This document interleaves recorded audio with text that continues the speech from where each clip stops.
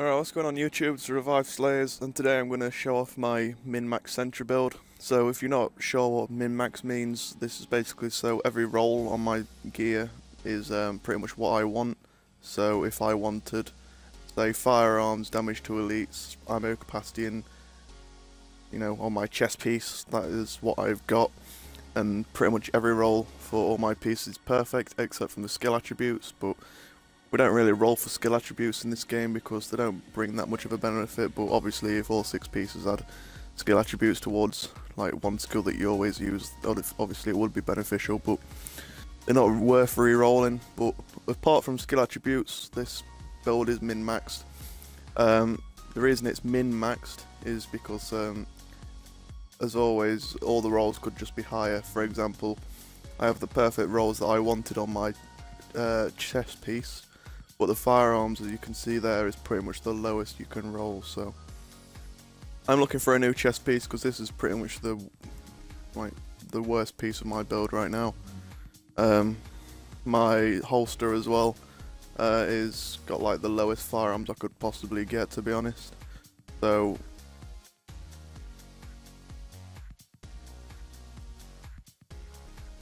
here for a bit more health. This is really build probably until 1.4 comes out, because I can imagine Sentry getting slaughtered by then. And if you're not aware, 1.4 update is coming out in October, and they're basically just reworking the game completely.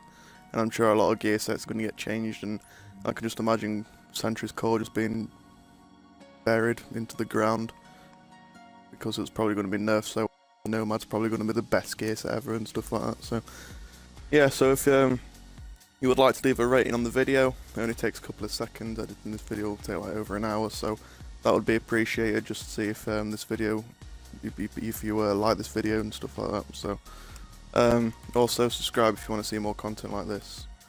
So first I'm going to show off my pieces of gear. So I'm running 5 pieces of Sentry gear.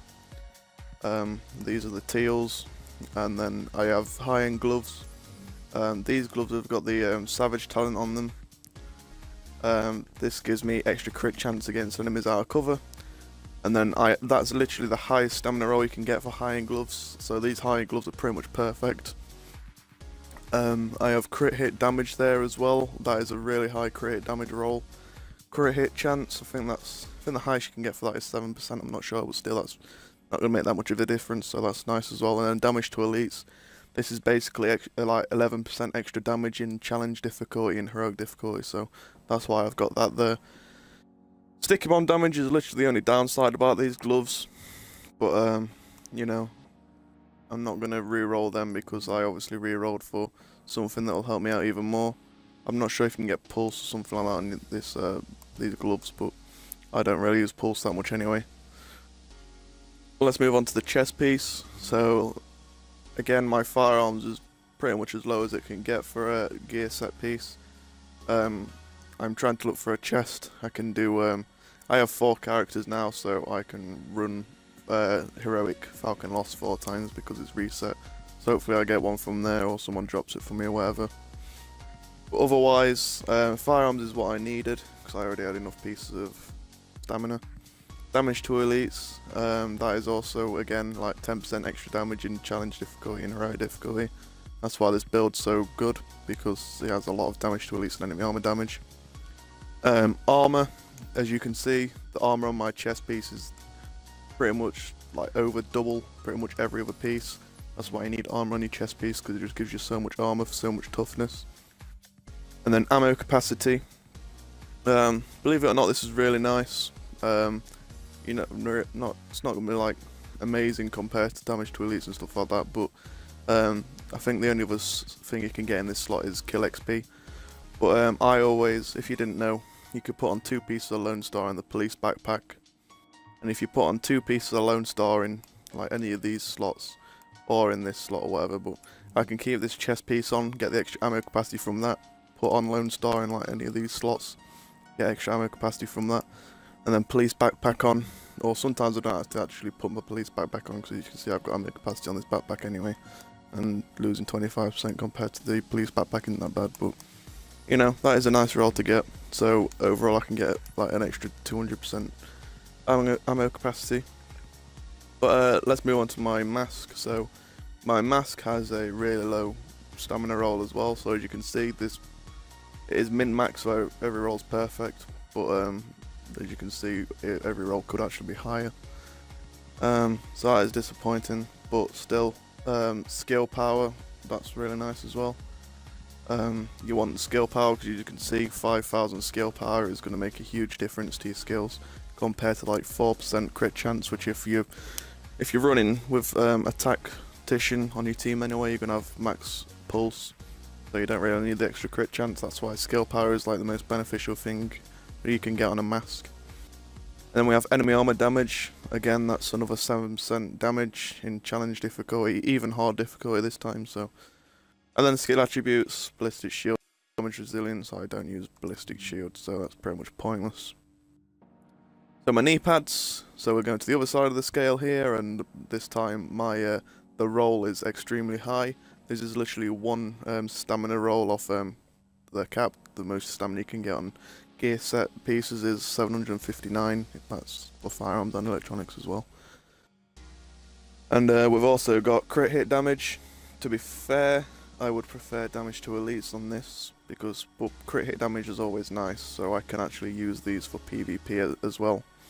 But we have major attributes you can get damage to elites, sorry.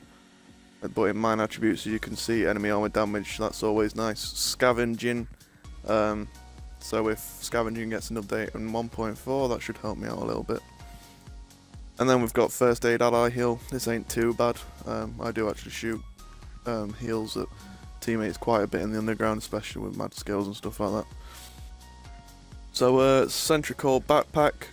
Let me just take this off quickly.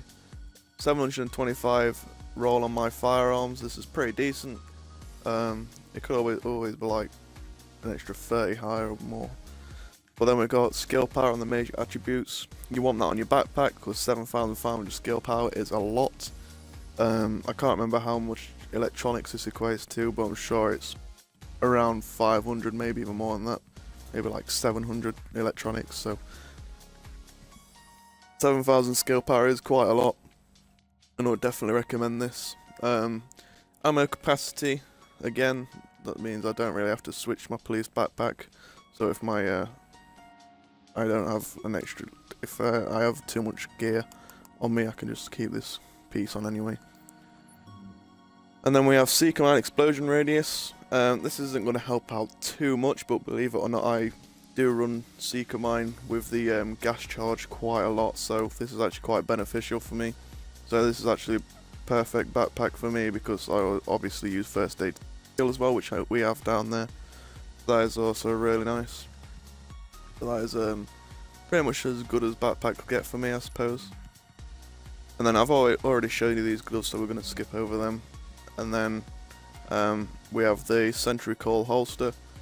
The rolls on this could be higher. Again, my firearms is literally as low as it can get. If I can get my firearms up higher on this holster and my firearms up higher on this chest piece, I wouldn't have to use any,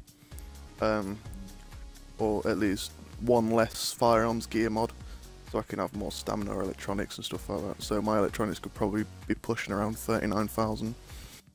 Sorry, let's go into my holster. And then we've rolled armor. Armor, you really want this on your holster. I always go for armor on my holster and my chest piece because, for one, you can't really get anything else in major attributes for your holster. You can get skill haste if you really want to, but with the amount of skill power I've got, I don't need skill haste, to be honest. And then, yeah, armor just lets me hit the cap, and as you can see, with, oh god, I know, survived, okay, sorry. Armor, as you can see, I'm at the armor cap right there. A little bit over it, I think, but that doesn't really matter too much. So, you're probably wondering where I'm getting all my skill power from, as I've shown you. My mask and my backpack, I've already shown you that I've got skill power in there, but nothing else is really rolled for electronics. But as you can see, some pieces do have electronics because I actually have electronics and skill power mods. These give me so much skill power, so if I take both of these off, you can see I'm at 31,000. Put both of these back on, I'm back up to like nearly 37,000, so they give you so much. And then firearms mod. As you can see, my firearms is 2828. To get brutal on a high-end gun, a 229 high-end gun, you need 2825, so I'm literally just over that. So that's pretty much perfect, but obviously, like I says, if I get higher firearms on my chest or my holster. I did have a holster with more firearms, but I would prefer to have a bit more stamina electronics anyway, but still. But you know, I do use a firearms mod with skill power to get more firearms. Then we have another electronics mod with skill power, so as you can see, that increases my skill power by about 3000 as well. And then another firearms mod just to get that firearms, pretty much what I need. And then even more skill power on that one as well. But as you can see, if I use that one, I get even more toughness and skill power. But you know, still. Next up, I do want to show my guns with this build because they're a pretty big part of the build. So I'm using a sausage or an SASG, depends what you want to call it. This one has got brutal, destructive and accurate on it. This is a really, really strong shotgun. The range is really nice. I'm actually going to show some clips after I've stopped talking about the weapons and what talents I use and stuff like that. So brutal, extra 25% damage to the head. I'm always aiming for the head because I don't even use a bullet. We'll get into that later. But brutal's really nice DPS increase. And then we got destructive. This is basically 19% extra damage against PvE targets as long as their armor's up. So this is basically just a flat out 19% extra damage. And then we have accurate. And as you can see, accurate makes it so the reticle is on shotguns and snipers. So I'll show you why it's so good on snipers as well now. Sorry, marksman rifles. So my first wave on 1A. Then I've got destructive and brutal, exactly the same as my sausage. For me, these are my favourite 3 talents to run on these guns. Brutal again, well, we've already talked about him again. As we can see, my M1A is very accurate.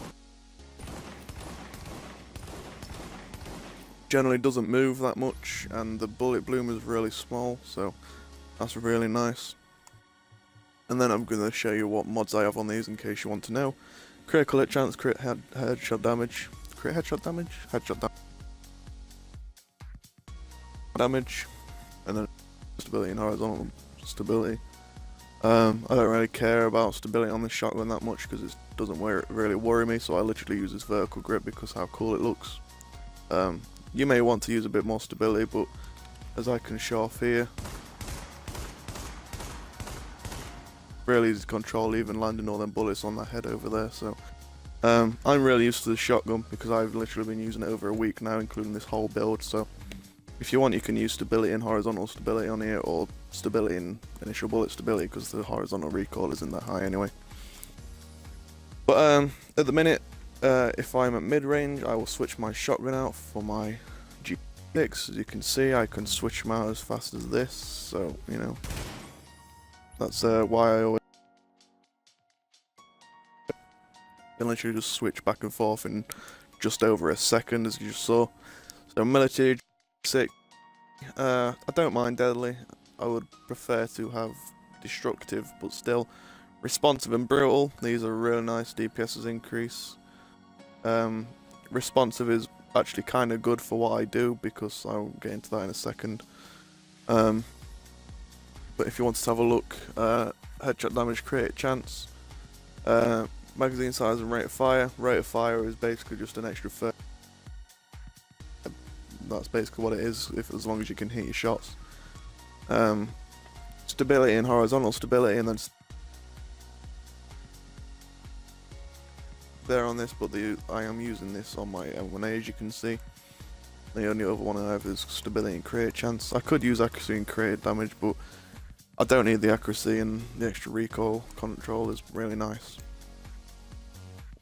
Another gun I've been using lately, sometimes I'll switch this out for my M1A, but this is a Scar H. Yes, believe it or not, I am using a Scar H.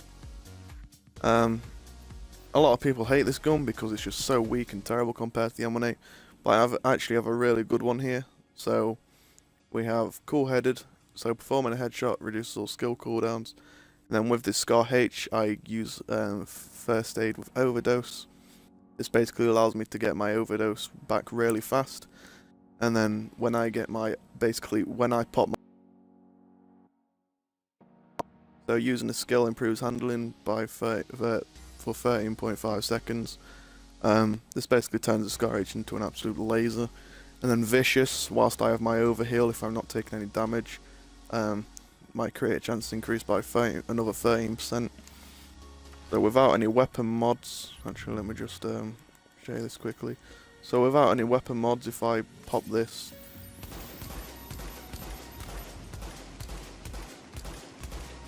you can see how I can consistently hit the head, even without my weapon mods that will increase my stability by a fuck ton. So that's the Scar H I've been using. I can spray this compared to my M1A.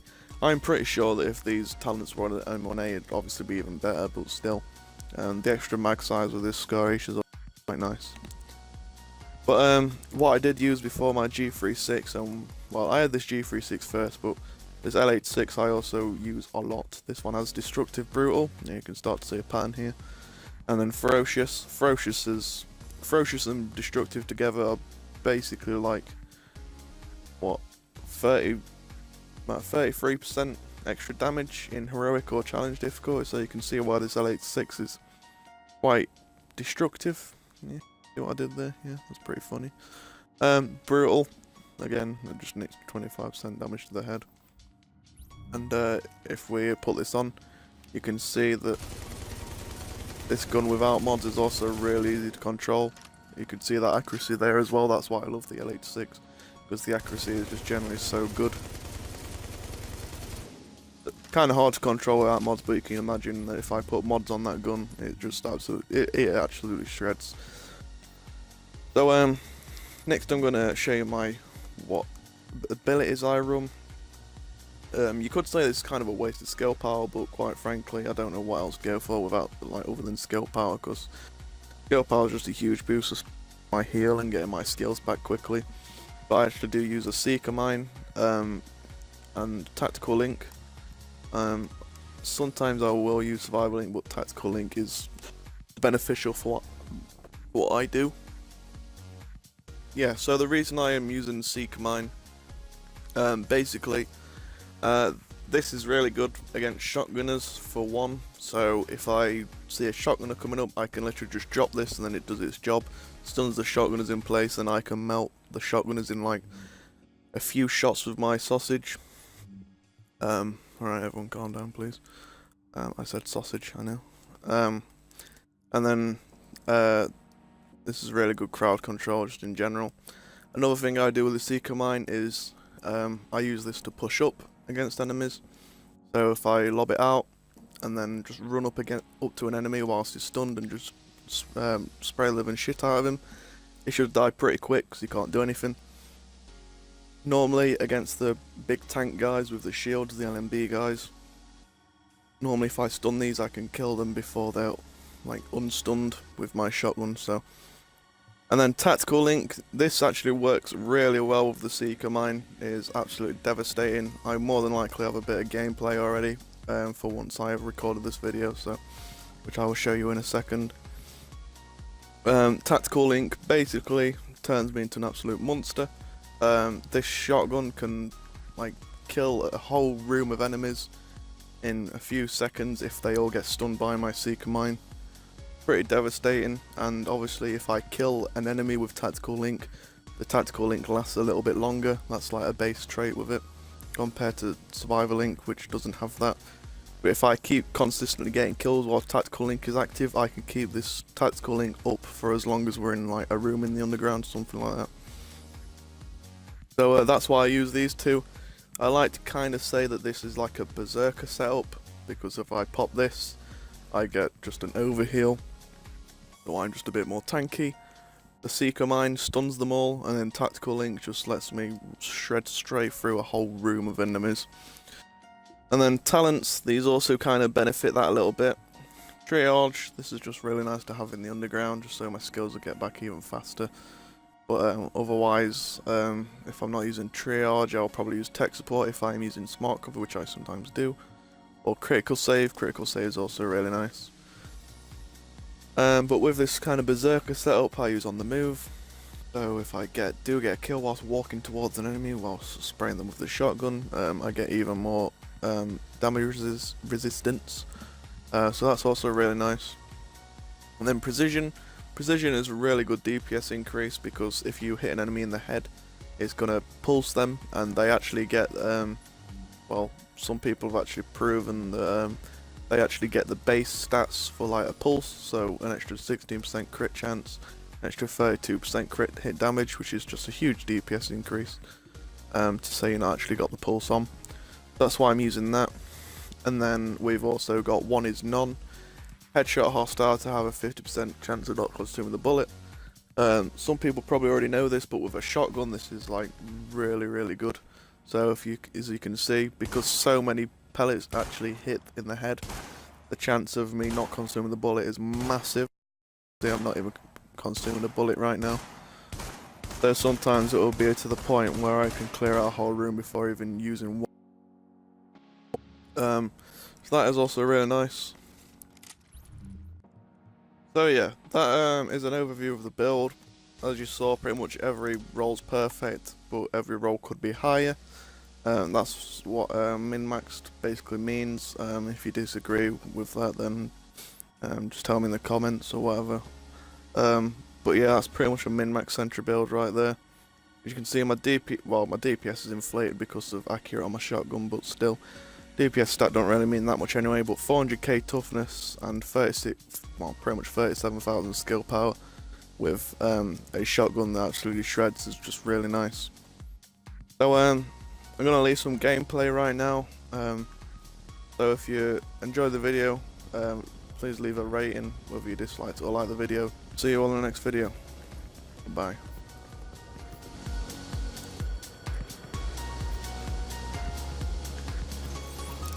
Now detecting hostiles. Object located.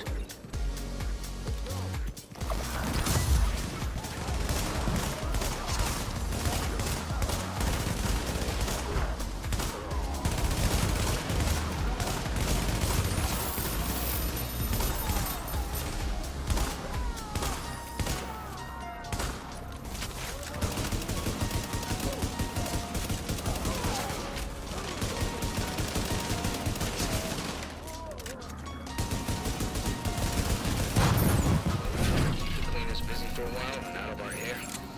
Good job, Agent. Confirmed. Object has been located. Jamming device active. Now leaving affected area. Jamming device active.